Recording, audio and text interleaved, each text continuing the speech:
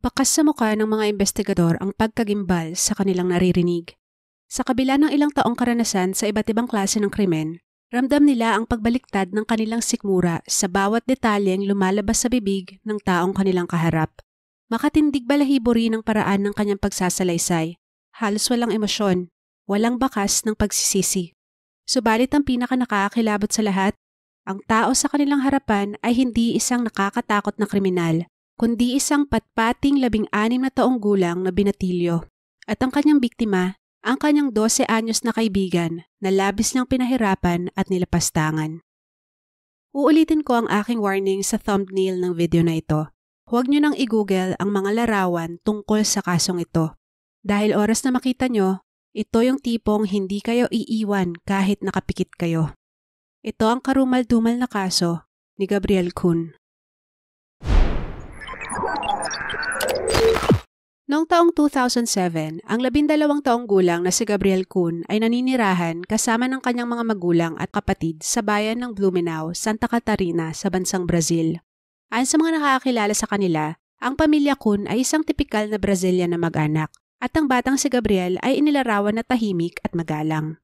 Gaya ng kanyang mga kaedad, nahumaling din si Gabriel sa paglalaro ng mga online computer games at ang kanyang paborito ay ang role-playing game na Tibia. Ang larong ito ang naging daan para maging malapit siya sa isang pinatilyong nagngangalang Daniel Petri. Hindi tulad ni Gabriel, ang 16-year-old na si Daniel Felipe Petri ay dumanas ng maraming mental health issues simula pa pagkabata. Ayon sa mga ulat, habang lumalaki ay lumalala ang pagiging agresibo ng bata at napakadali nitong magalit. May pagkarebelde din si Daniel at dahil sa ugali at kilos nito, hirap siyang magkaroon ng mga kaibigan. Nang lumaon ay dinala ng kanyang mga magulang si Daniel sa mga profesional para sa isang psychiatric evaluation at therapy. Subalit noong taong 2007, biglang inihinto ni Daniel ang kanyang therapy at nag-drop out din siya sa kanyang eskwelahan.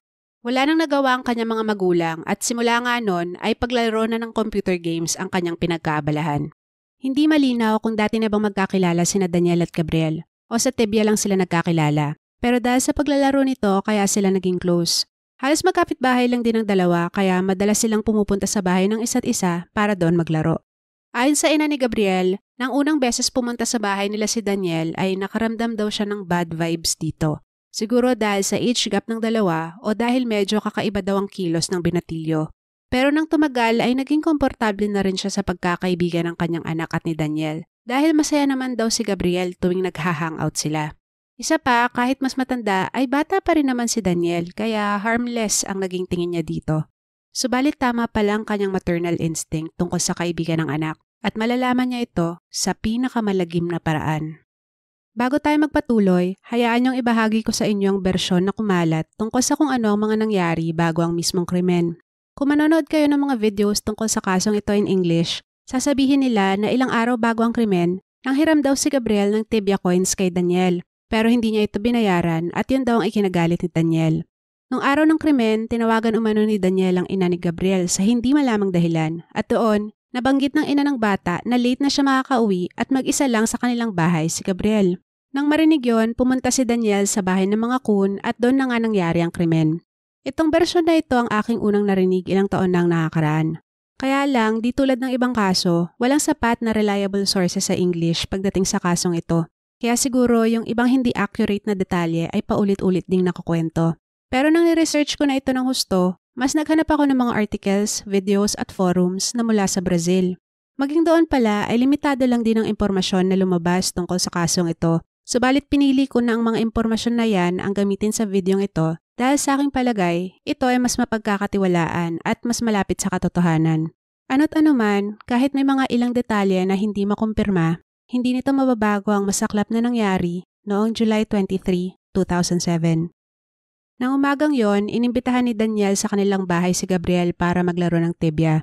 Na mga oras na yon ay silang dalawa lang sa bahay ng mga Petri at di umano'y tinawagan ni Daniel ang kanyang ina bandang 9:30 AM para tanungin kung anong oras ito uuwi. Nang malamang matatagalan pa ang ina, doon na daw inumpisahang atakihin ng binatilyo ang kaibigan. Pinaniniwala ang nag-umpisang lahat sa computer room kung saan mayroong kama at dito umano tinulak ni Daniel si Gabriel at saka brutal na nirape. Ayon sa mga investigador, ang naturang kama ay puno ng dugo ng kanilang nadatnan.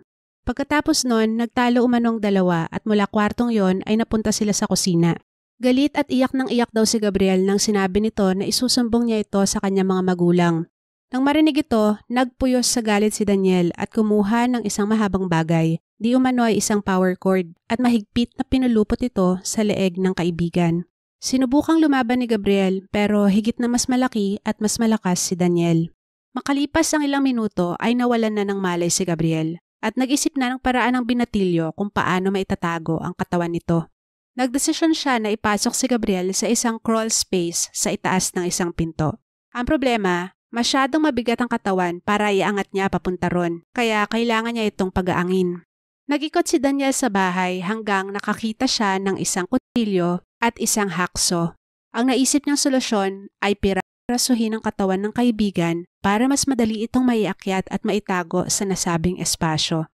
Una niyang ginamit ang patim para putulin ang kanang binti ni Gabriel. At nang naramdaman niya na ang buto, ay ginamit niya na ang lagari.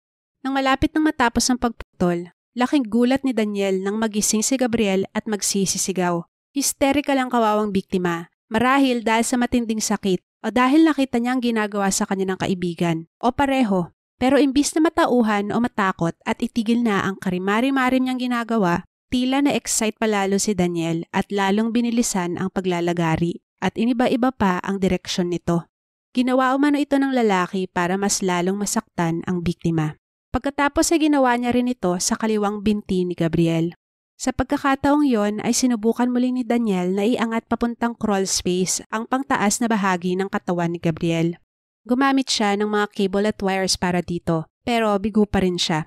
Sa huli, sumuko na lang siya at iniwan na lang sa ibaba ng crawl space na yon ang katawan ng biktima. Ilang talampakan lang ang layo mula sa kanyang mga na binti na nasa pasilyo, katabi pa ang hakso na kanyang ginamit. Inukita niya pa umano ang dibdib ni Gabriel ng mga simbolo na konektado sa larong tibia. Sa ibang English videos ay maririnig nyo na ang nakababatang kapatid ni Gabriel ang nakadiskubre sa crime scene. Hindi ito accurate dahil walang nakababatang kapatid si Gabriel. Subalit sa kasamaang palad, kapatid niya pa rin ang nakakita sa kanyang kalunos-lunos na sinapit, ang kanyang 16-year-old na kuya. Pagkagaling umano nito sa dentista, for some reason ay hinanap nito ang kapatid at isa nga sa pinuntahan niya ay ang bahay ng mga Petri dahil alam niya na madalas doon si Gabriel at ang sabi ay naging kaibigan na rin nito si Daniel.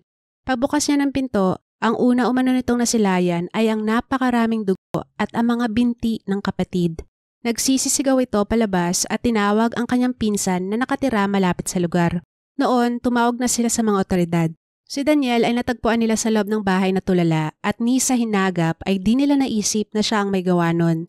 Maging ang mga magulang umano ni Gabriel ay hindi makapaniwala nung una na magagawa yun ni Daniel.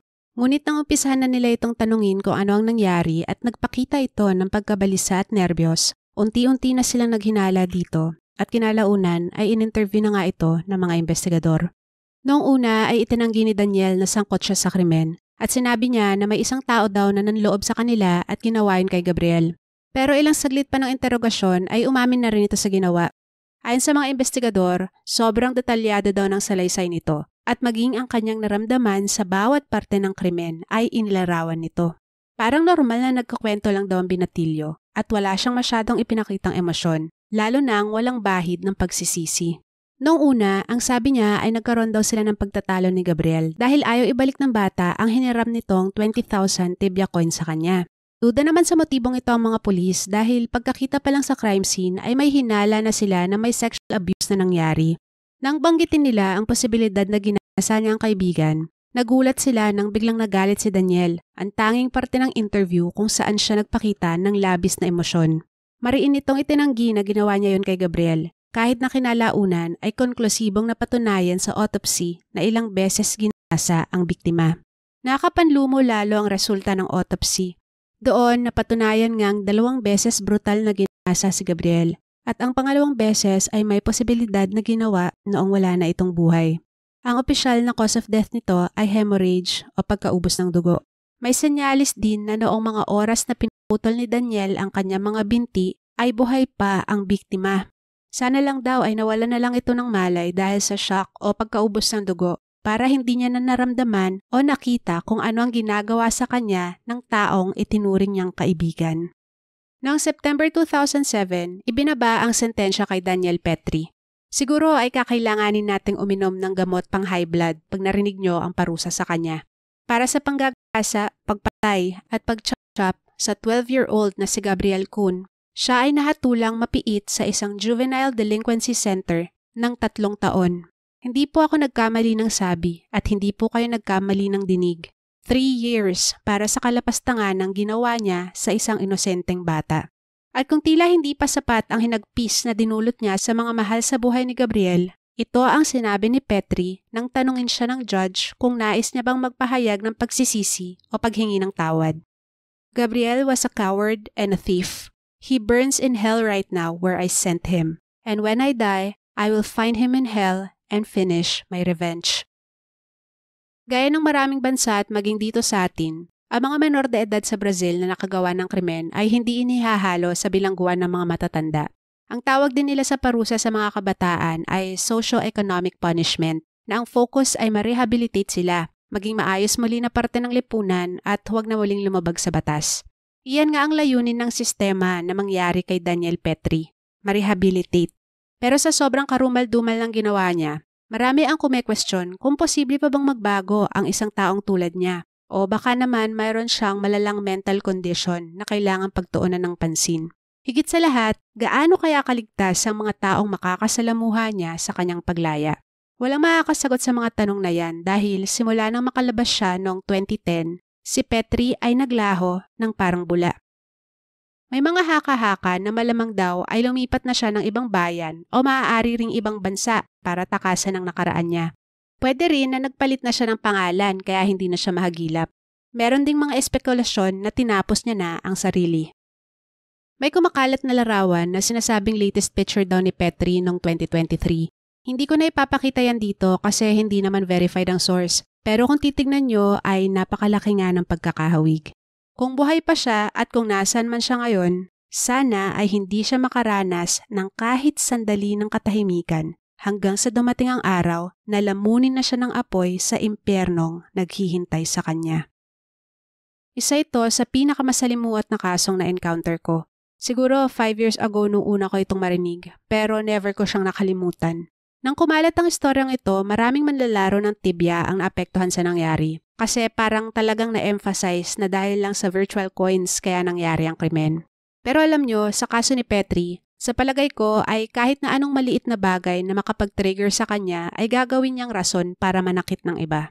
Nagkataon lang na yung hinirap na tibia coins ang itunuro niyang motibo, pero sa mga nasabi tungkol sa behavior niya simula pagkabata, isa siyang ticking time bomb na kahit kailan pwedeng sumabog. Isa pa, maraming tao sa Brazil, kabilang na mga investigador, ang naniniwala na hindi yung game coins ang dahilan ni Daniel, kundi yung pang-aabuso na ginawa niya kay Gabriel. Pero nakakagigil yung sentensya kay Petry, no? Mas mahaba pa sentensya ng mga iba na nag-shoplift eh.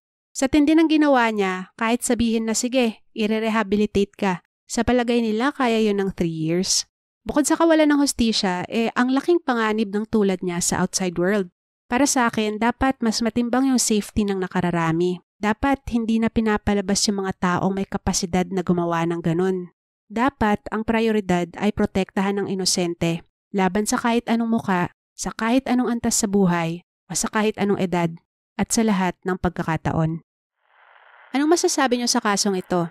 Sa inyong palagay, ano dapat ang naging patas na parusa kay Daniel Petry? Pag-usapan natin yan sa comment section. Huwag po ninyong kalimutang i-like at i-share ang video na ito kung nagustuhan nyo at mag-subscribe na rin po kayo. Bawat view, subscription at engagement nyo ay malaking tulong sa aking channel. Salamat po sa panonood at ingat tayong lahat. Bye!